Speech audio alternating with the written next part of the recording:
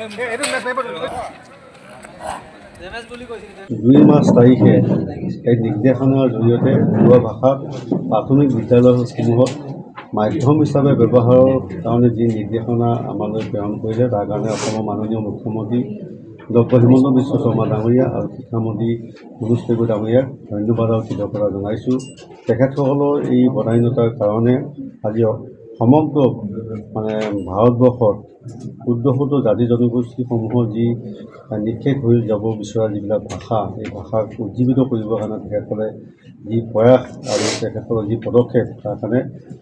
অসমৰ মাননীয় মুখ্যমন্ত্ৰীকে ধৰি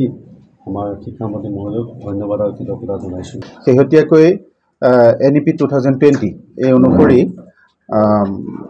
আমাৰ তিৱা ভাষাৰ লগতে আৰু কেইবাটাও ভাষা দেউৰী, মিচিং, ৰাভা এই ভাষাসমূহক প্ৰাথমিক বিদ্যালয়ত প্ৰৱৰ্তনৰ কাৰণে মাধ্যম হিচাপে প্ৰৱৰ্তনৰ কাৰণে অসমৰ মাননীয় মুখ্যমন্ত্ৰী ডক্টৰ হিমন্ত বিশ্ব শৰ্মা মহোদয় আৰু মাননীয় শিক্ষামন্ত্ৰী ডক্টৰ মনোজ পেগু মহোদয়ে উদ্যোগ গ্ৰহণ কৰি মাধ্যম হিচাপে প্ৰৱৰ্তনৰ যিটো আমাক স্বীকৃতি প্ৰদান কৰিলে, শিক্ষা বিভাগৰ জৰিয়তে নিৰ্দেশনা জাৰি কৰি আমাক যিটো স্বীকৃতি প্ৰদান কৰিলে, আমাক মান্যতা, আমাৰ ভাষাক মান্যতা দিলে, তাৰ কাৰণে অশেষ কৃতজ্ঞতা আৰু ধন্যবাদ জ্ঞাপন কৰিছোঁ।